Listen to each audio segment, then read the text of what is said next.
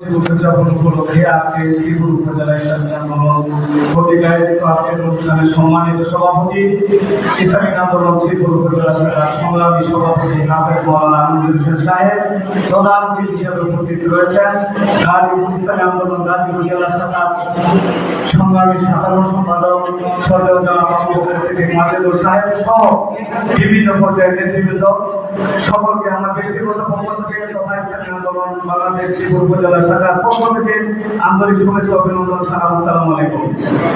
সংগ্রামী ভাইয়েরা, আজকে সংগ্রামের দিন 17 রমজান 2 হিজরি 17 রমজান বদর যুদ্ধ সংঘটিত হয়েছিল। আপনারা জানেন যে এই বদরের যুদ্ধে যে আজকের এই দিনে যে যুদ্ধ হয়েছিল সেই যুদ্ধে মুসলমানের সংখ্যা ছিল 313, কাফেরের সংখ্যা 1000। মুসলমানের ঘোড়ার সংখ্যা ছিল 3টি, কাফেরের ঘোড়ার সংখ্যা ছিল 300টি। মুসলমানের উট ছিল 70টি, কাফেরের উট ছিল 700টি।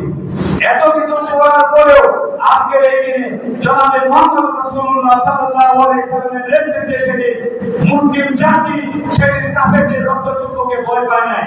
আমি আপনাদেরকে বলতে চাই, আজকের ইসলামী আন্দোলন সহ বাংলাদেশে যত ইসলামিক দল রয়েছে তাদের সংখ্যা কম হতে পারে, মুসলমান জাতি কখনো রক্তচক্ষুকে ভয় করতে পারে না। আমরা সেই 313 জন যেমন 1000 জনের সাথে সেদিন বিশ্বের ইতিহাসে ইসলামের পতাকাকে সম্মানিত করার লক্ষ্যে সেই 17 রমজান সেই ঐতিহাসিক বিজয়ের মাধ্যমে ইসলামের পূর্ববাদ দিয়ে গিয়েছেন সেই রাসূল সাল্লাল্লাহু আলাইহি ওয়াসাল্লামের উম্মত। আজও পৃথিবীতে তার সংখ্যা কমেনি, বেড়েছে। সুতরাং আগামী দিনে ইসলামী আন্দোলনের নেতৃত্বে এই দেশে ইসলামী শাসন সুপ্রতিষ্ঠিত হবে ইনশাআল্লাহ। এর আশা ব্যক্ত করে সকলকে ধন্যবাদ জানিয়ে আমি আমার সংক্ষিপ্ত বক্তব্য শেষ করছি। আলহামদুলিল্লাহি রাব্বিল আলামিন। আসসালামু আলাইকুম ওয়া রাহমাতুল্লাহি ওয়া বারাকাতুহু।